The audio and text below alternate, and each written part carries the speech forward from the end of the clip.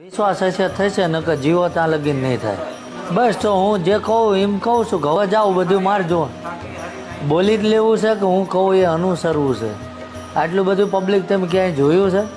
તો મારું કામ બોલે એટલે તો આવે છે. એ ભરોસે હાલો હો. કશું બીજું આવતું ને મારી પાસે કશું નથી ને હું લઈ જવાનું. ચોખાને કટું લઈ જવું એ લઈ જાઉં. હું જે કહું એટલું જ્ઞાન લઈને જાઉં ને, બીજું બધું છોડો આ અંધશ્રદ્ધા હો.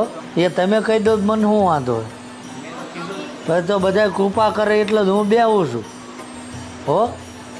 જાઓ. મોડો કદી હોંકારો ને કીધું ને પિન્ટુભાઈ સત્ય મોઢા ઉપર બોલવા રાખ્યું છે.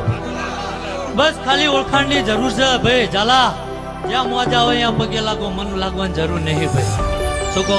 ગામમાં કદાચ જીવનું માટીનું દેવરું હોય ને તો કદાચ અહીંયા માથું નમાઈ દો. મારો ભોળોનાથ રાજી એટલે આ વિક્રમસિંહ નો દીકરો રાજી જ હોય ભાઈ. ભાઈ ઝાલા કે અમે મજૂરી કરી કરીને થાકી ગયા ને હવે અમારો નંબર થઈ દે આવશે ભાઈ. તમે માગો ને હું હાલવા આવું ઝાલા મને ધર્મ ના કહેવાય ભાઈ. શું કહું? પણ કદાચ તમે મારી જગ્યામાં માણાની કદાચ સેવા ચાકરીમાં પડ્યા હોય ઝાલા, અને વસ્તુ કદાચ બહેણીમાં ઘરે ખૂટે અને ઘરના કદાચ હંજવારી વાળીને ફેર જો આંટો મારે જો કદાચ એ વસ્તુ હાજર ના કરું તો હું વિક્રમસિંહ નો દીકરો મટી જાઉં. 5-25 દાડા કદાચ ચાન્સ આપ્યો, કદાચ કોક એમ કે ભાઈ મને કઈ ના થયું ભાઈ, બંધાણીને મારે અહીંયા છૂટ છે જ નહીં, મળશે નહીં. મેં કદી કોઈ માફ કર્યા નહીં. એટલે એવું ના વિચારું કે હું બચી ગયો.